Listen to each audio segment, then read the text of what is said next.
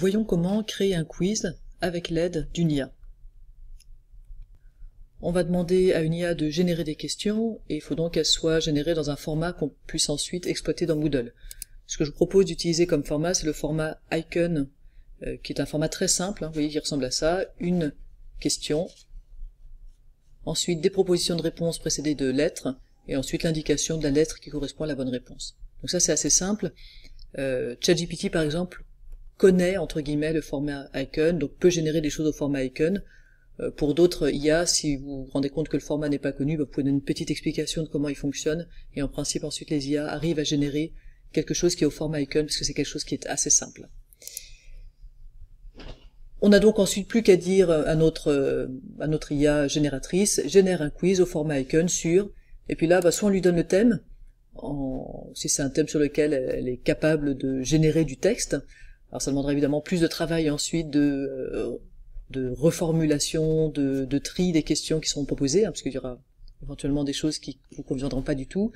Et vous pouvez aussi être plus spécifique en donnant soit un fichier PDF, soit une URL vers un cours en ligne, soit en copiant-collant du texte dans le prompt, pour donc maîtriser un peu mieux le contenu sur lequel porteront les questions. Dans cette vidéo, on ne parlera pas de prompting, mais vous savez que, idéalement, pour avoir des résultats plus proches de ce que vous voulez, sans avoir beaucoup d'allers-retours avec l'IA, ou sans avoir du travail manuel ensuite à faire, l'idée c'est de donner le plus de contexte possible, donc qui vous êtes, à quel type de public vous enseignez, à quoi servira le test, est-ce que c'est un test formatif, évaluatif, quel niveau de difficulté, est-ce que c'est plutôt de la découverte, est-ce que c'est de l'entraînement, etc. Donc plus vous donnez évidemment d'informations, plus le résultat sera précis et sera proche de ce que vous attendez. Et puis donner des exemples, c'est toujours aussi une bonne technique pour obtenir aussi quelque chose de plus proche de ce que vous voulez. Voilà, je vous ai donné ici les grandes étapes, on y va, on fait ça pour de vrai sur Moodle. Alors d'abord un petit mot pour vous dire que si vous cherchez la documentation, il y a évidemment la documentation sur le format Icon dans Moodle, qui vous explique comment comment on peut écrire ce type de questions. Donc vous pouvez donner cette documentation à une IA qui ne connaîtrait pas le format Icon.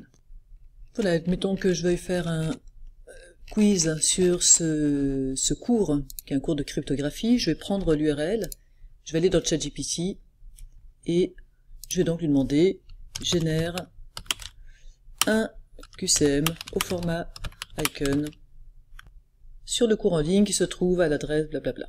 Alors on y va, on lance. On vous dit qu'il y a une recherche sur le web et une recherche terminée dans un site, ce qui donne l'impression qu'il est bien allé voir le contenu du site. Et voilà, il génère, vous voyez que la syntaxe est bien respectée. On a bien une question, des propositions de réponse. Alors les questions sont numérotées, si vous les voulez non numérotées, il suffit de le préciser. J'ai pas dit combien de questions je voulais, j'ai pas de préciser le niveau de difficulté, etc. Donc on va laisser comme ça. L'idée à nouveau, c'est pas de regarder comment améliorer le prompt ici. Maintenant que j'ai mes questions, en imaginant qu'elles me conviennent, je copie le texte, je vais aller dans un fichier texte, c'est-à-dire que là par exemple je vais sur Notepad++, j'ouvre un nouveau fichier et je colle ce que ChatGPT m'a proposé. Évidemment, je colle, je relis, je modifie ce qui va pas, j'enlève les questions qui sont pas pertinentes, etc. Évidemment, il y a pas mal de travail à faire. Là, on va supposer que on est content du résultat qui est ici. J'enregistre.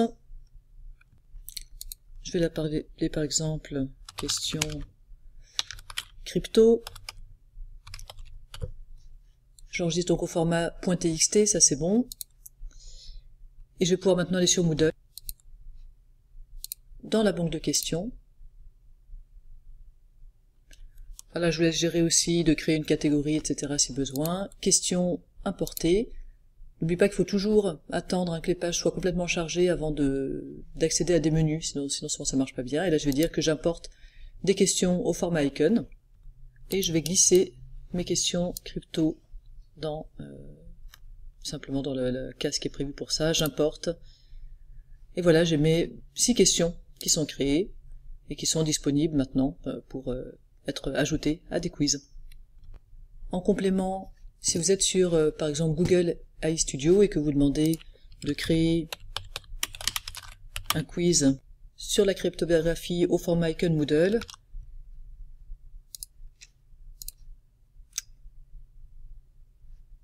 Vous voyez qu'ils ne respectent pas le format Icon Moodle. Donc voilà, il y a des générateurs de texte qui ne connaissent pas le format Icon Moodle. Donc on va tester ce que je vous ai dit, c'est-à-dire de lui dire... On va même s'arrêter là. Et on va reprendre un nouveau prompt. Voici le format Icon Moodle. Comprends-tu? On va s'assurer qu'il comprend. Donc j'ai simplement collé le début. Oui, je comprends. Donc voilà, donc on l'oblige un peu à bien comprendre comment ça fonctionne. Et maintenant, on va lui demander de créer des questions en format Icon sur la cryptographie. Et là, on voit qu'il respecte bien la syntaxe du format Icon. Donc voilà, faut pas hésiter. Alors, il respecte bien, sauf qu'en fait, il met ces questions 2 qui seront... Et puis peut-être trop d'espace, donc il y aura un petit peu plus de travail quand même qu'avec ChatGPT. Mais voilà, on voit qu'on peut lui apprendre à utiliser le format Icon. Puis là, peut-être qu'on peut lui dire attention, tu mets trop d'espace.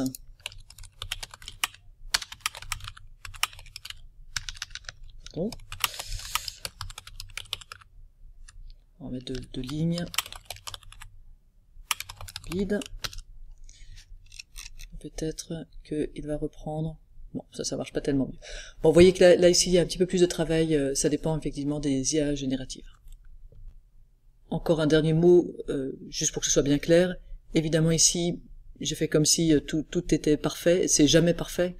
Il y a toujours du travail à faire, il faut toujours sélectionner les bonnes questions, il y en a beaucoup qu'il faut enlever, souvent on n'en garde qu'une moitié, et encore il faut les reformuler, donc c'est évidemment beaucoup de travail après sur le contenu, chose qu'on n'a pas faite du tout ici, puisque ce n'est pas l'objectif de ce tutoriel.